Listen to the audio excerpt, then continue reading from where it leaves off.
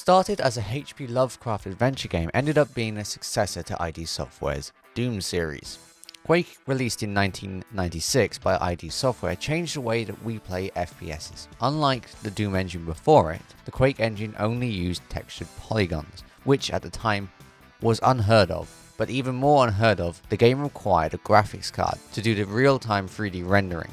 The Quake engine was mostly programmed by John Carmack after he made the Doom engine. The ID team made Quake to show what they can do as a team, but by making Quake, they started showing some cracks in the company. It seemed that ID Software was doomed. After Quake, the team slowly began to leave and making this their last game as a full team. Just 2 of the original team was left to make Doom 3. After that, the company was given to Bethesda, where they released fun and exciting games like Doom 2016 and Doom Eternal, not yet revising the Quake franchise. Please do it. You go, please. After that history lesson, let's talk about the movement. What is now known as normal movement controls was then unusual. Doom was using X, Y, and Z axis, meaning that the game could not be controlled by keyboard input. To move and shoot in a 3D game, how do you reinvent the controls? You use a mouse. Instead of using the arrow keys to rotate the head, I can use joystick and mouse to rotate the camera position. There's one fatal flaw with Quake,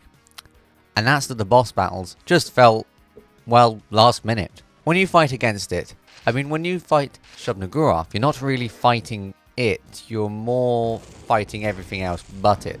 It's a stationary boss battle that will never move. And how do you defeat it? Well, I'm glad you asked. There's only one way to defeat it, and that's by a floating ball passing through every so often.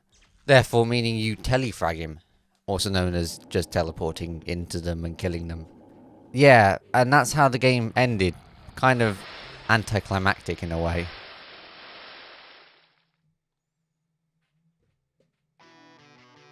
Quake has an aging problem. Without modifying the game, you're stuck to its native resolution. And it was not the best resolution. But now there's a solution. During QuakeCon 2021, Night Dive Studios released the remastered version of Quake, after I literally just refunded it. The game is made in their Kex engine, which is a game engine that they've used to remaster Doom 64, Turok 64 and System Shock. Game Remaster makes a 25-year-old game look amazing with new lighting engine and completely different colours, along with the new textures on everything. And it still supports mod communities, making it integrated with the game.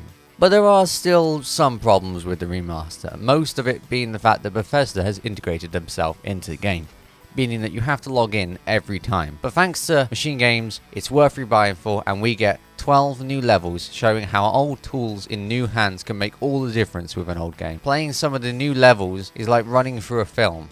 It looks amazing. Look at this.